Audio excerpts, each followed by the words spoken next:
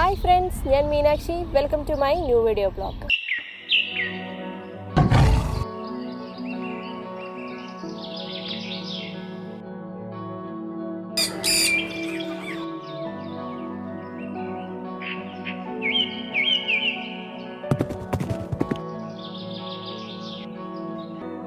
ഇന്ന് ഞാൻ വന്നിരിക്കുന്നത് കുവൈറ്റ് സൂവിലെ കുറച്ച് കാഴ്ചകളുമായിട്ടാണ്. കുറച്ച് മാസങ്ങളായിട്ട് കുവൈറ്റിലെ കാലാവസ്ഥ നല്ല തണുപ്പായിരുന്നു. ഈ ഒരു മാസം പകുതിയായതോടുകൂടി തണുപ്പ് കുറച്ച് കുറഞ്ഞിട്ടുണ്ട്. ഒരാഴ്ചയ്ക്ക് മുമ്പാണ് ഞാൻ കുവൈറ്റ് സൂവിൽ പോയിട്ടുണ്ടായിരുന്നത്. അവിടെ ചെന്നപ്പോൾ എനിക്കൊരു വ്യത്യസ്തമായ അനുഭവമാണ് ഉണ്ടായത്. കാരണം ഞാൻ TV-യിൽ മാത്രം കണ്ടിട്ടുള്ള ചില മൃഗങ്ങളെ എനിക്ക് നേരിട്ട് തൊട്ടടുത്തായിട്ട് കാണുവാൻ സാധിച്ചു. അതുമാത്രമല്ല, നാട്ടിൽ നിന്നും ഇവിടെ വന്നതിന് ശേഷം ഞാൻ ആദ്യമായിട്ടാണ് ഇത്രയും വൃക്ഷങ്ങളും പച്ചപ്പും ഒക്കെ കാണുന്നത്. ഒരു പകുതി ദിവസം മുഴുവനും ചുറ്റിക്കറങ്ങി നടന്ന് കാണുവാനുള്ള എല്ലാ കാഴ്ചകളും കുവൈറ്റ് സൂവിലുണ്ട്. ഞാൻ കുവൈറ്റ് സൂവിൽ പോയി പകർത്തിയ കുറച്ച് ദൃശ്യങ്ങൾ നിങ്ങളൊന്ന് കണ്ടു നോക്കൂ. ഇവിടെ നിന്നാണ് കുവൈറ്റ് സൂവിലെ കാഴ്ചകൾ ആരംഭിക്കുന്നത്. കുവൈറ്റ് സൂവിലേക്കുള്ള ഒരാളുടെ എൻട്രി ഫീ ½ KD ആണ്. ഈ വാക്ക്വേയുടെ സൈഡിലായിട്ടാണ് കുവൈറ്റ് സൂ കാണാൻ വരുന്നവർക്ക് വിശ്രമിക്കുവാനും കുട്ടികൾക്ക് കളിക്കുവാനുമായിട്ടുള്ള സൗകര്യം ഒരുക്കിയിരിക്കുന്നത്. ആ കാണുന്ന ബൗണ്ടറിക്ക് അപ്പുറം മുതൽ മൃഗങ്ങളെയും പക്ഷികളെയും നമുക്ക് കാണുവാൻ സാധിക്കുന്നത്.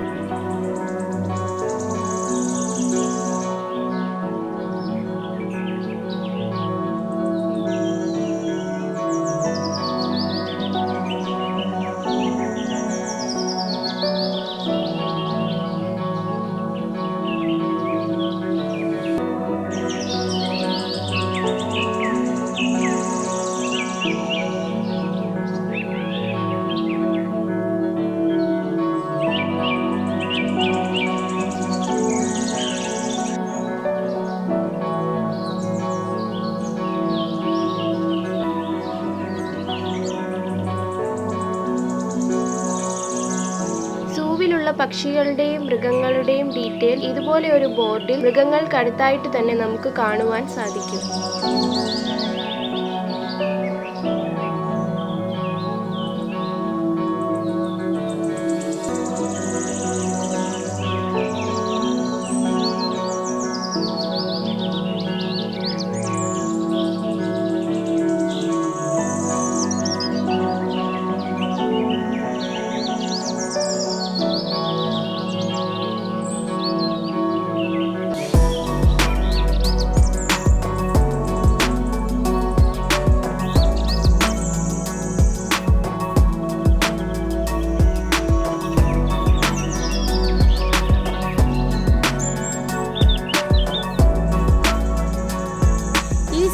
പല ഭാഗങ്ങളിലായി ഇതേപോലെയുള്ള വാട്ടർ കൂളറുകൾ സ്ഥാപിച്ചിട്ടുണ്ട്.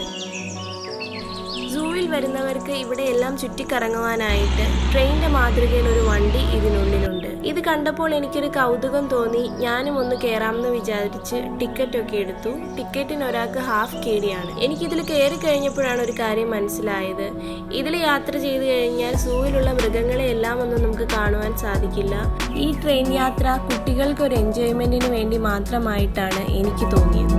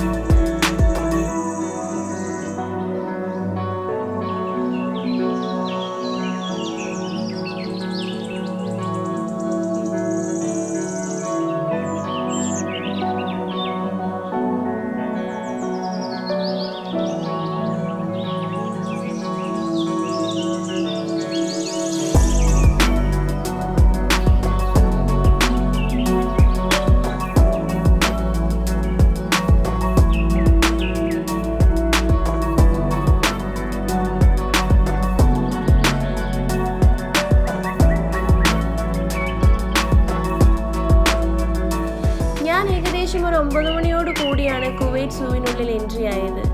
ആ സമയത്ത് സൂവിനുള്ളിൽ 1-2 പേര് മാത്രമേ ഉണ്ടായിരുന്നുള്ളൂ. ഏകദേശം ഒരു 10:30 കുവൈറ്റ് സൂവിൽ നല്ല തിരക്കായി.